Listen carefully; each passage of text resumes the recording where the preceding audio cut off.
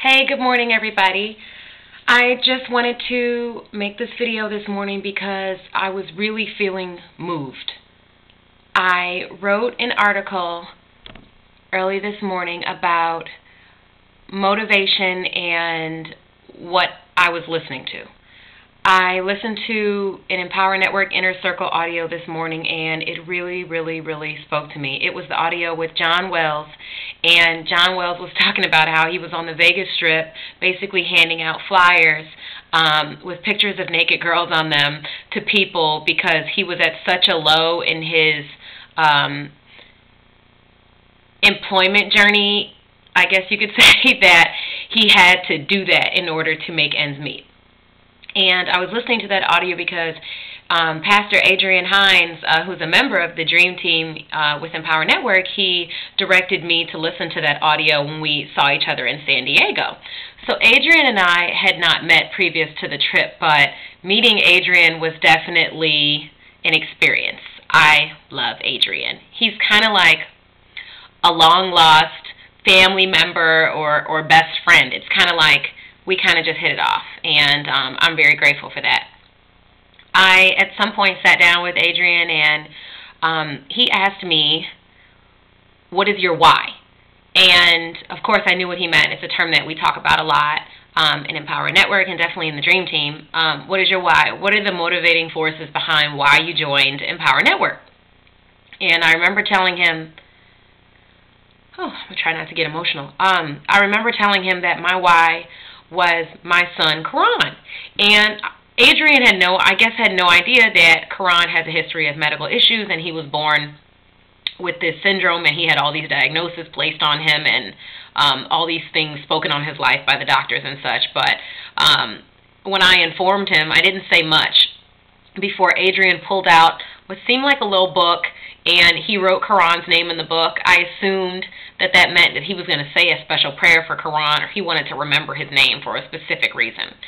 So I told Adrian about my why, which is Karan, and basically I remember telling him I didn't want Karan's dad to be paying for Karan's medical bills out of his pocket for the rest of his life, or I didn't want us to be doing that. And that was my motivating force behind joining Empower Network. Also, I don't want to be in a position where I can't give my son things because it's not convenient financially. I don't want that to be an issue.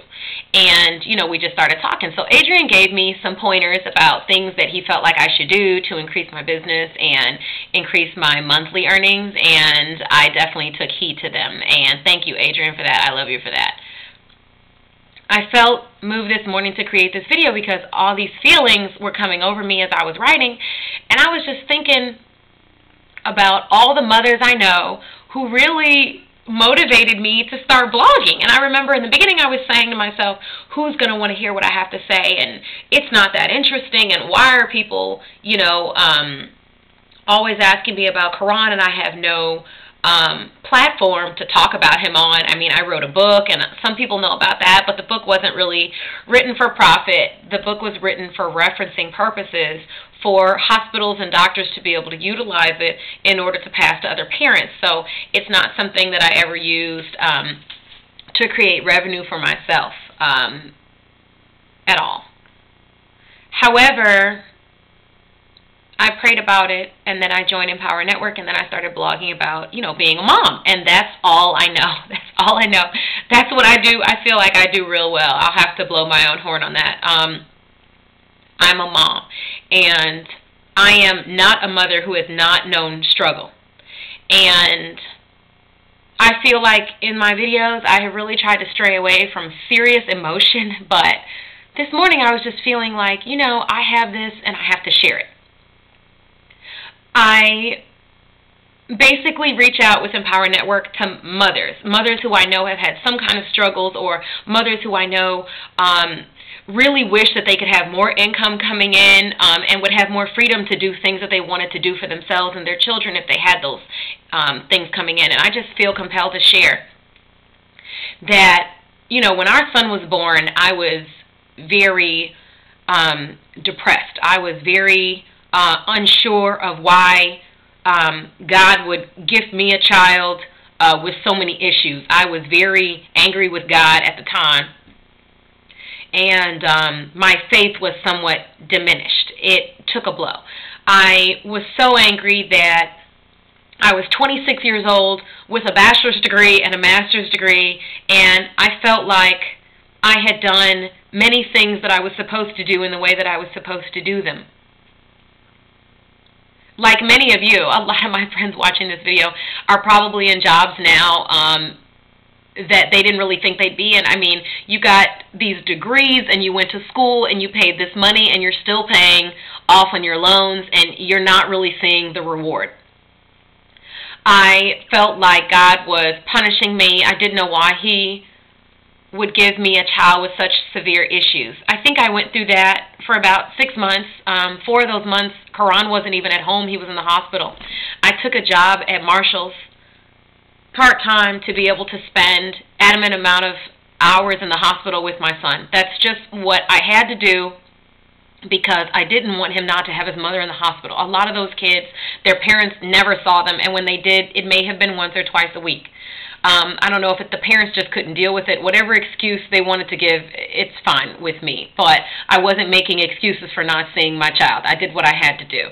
I had this master's degree, but I was working at Marshall's like 3 days a week for 4 hours each day, and I was making nothing. I was making minimum wage. But it wasn't about still making money. It was about being busy and not killing myself being at home worried about my kid who was in the hospital who I couldn't see at that time. So I did that. I worked at Marshall's. When Karan got out of the hospital, I was too proud to have a nurse come into the home. I remember telling Courtney, no nurses, I will do it myself. I will not work, and if I do work, I'll work when you come home, and I will take care of Karan by myself. And I did that for about a year, and it killed me. It killed me in every sense. It drained me. My ambition was shot. I had no more ambition. I just wanted to stay at home and care for this child all day. I did for about a year and a half, and then when I wound up moving out the house and moving into my own place, I had no job. I mean, I didn't know how I was going to do it. However, I do remember talking to my friend Nikki, who was, I think she was like a manager at a gas station at the time. And, you know, Nikki did not get her degree to work at a gas station. However, she's very driven. And, you know, she did what she had to do and what she wanted to do and what she felt was going to give her freedom. So I remember calling her and saying, how do I apply at the gas station?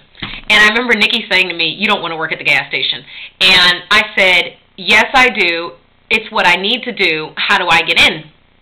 And she told me what to do. I went to a gas station that was very close to my house, and I remember going in with like my Timberland boots on, and they had fur at the top, and they were wedges, and they were hot, and I think I still have them actually, because I love them and I'll never give them up. But I had on like a white pea coat, and the collar was popped, and my hair was all down and flowing. I thought it was real cute. So I remember meeting the manager, and I said, you know, I'm interested in working here, and I remember him saying to me, you don't want to work here. And I said to him then, listen, I have a little boy who is ill, and I need to be at a job where my manager will understand that I need to leave if something happens to him or he winds up in the hospital. And the manager, his name was Thomas, and I love him, and we're still friends now, and that was a couple years ago. But Thomas said to me, look, I understand. My daughter has cerebral palsy. I get it. I'll hire you, but I don't let single mothers work at night. I'll put you on during the day. I'll find a spot. And I just thought, thank God. I just couldn't believe it, how things were just unfolding in my favor. And I believe it's because I took the one step forward and God met me halfway saying, look at you. You're out here. You're trying, and I'm going to gift you this opportunity. And he did. And 1.5 months after working at the gas station, a customer came in, and basically I wound up getting a job in mental health, which is my degree field, the field I pursued in school, in mental health. So I got that job, and I have been working in mental health ever since.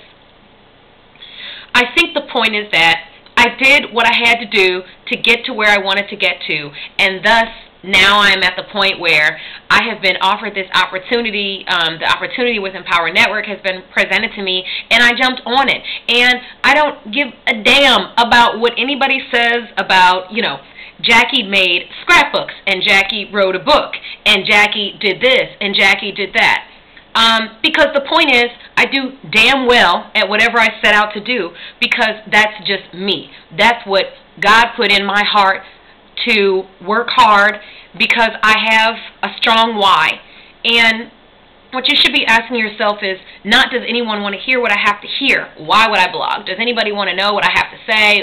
Does anybody care? No, it's what's my why, and how can I get that across in a way that, you know, someone can relate to my story. And I'm just putting this out there because I've never put so much of my personal life just out there. I mean, my close friends know, but I'm just saying, when your why is strong enough, nothing else matters.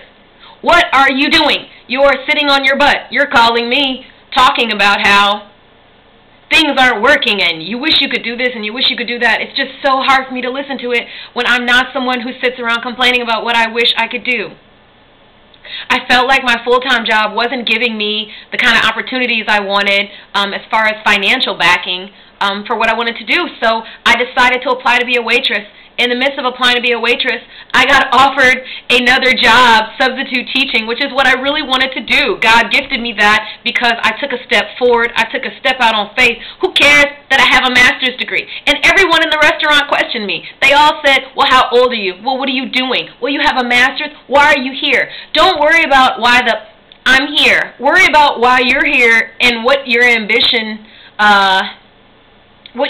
means to you, and your why, and how you're going to get out of here. Don't worry about why I'm here, because I have other things going on. Yeah, that's how I feel. That's what I wanted to say, but I didn't say. Instead, I just encouraged the young people who are asking me to stay in school, because none of them had finished school. So instead of worrying about my why and what I'm doing, why don't you just worry about yourself and how you're going to get to where you need to get to? And if you're looking for a way out of your current situation, you need to join Empower Network and stop asking me all these questions. Please don't email me and inbox me with all these questions about how this is going to work for you. Click on the link below and see what you get from the video that is presented to you. And if you get something from it, move forward. And if you don't, move. But at least move in a different direction. Don't just stay where you are. If you're unsure of what you're going to do, I suppose you should stay stagnant until you figure out which direction you're going to go. I mean, that's really the best thing to do when you're lost. If you're lost and you're standing in the middle of a road, you don't start walking north or south. You don't start walking east or west. You stay where you are until you figure out which direction you're going to go in.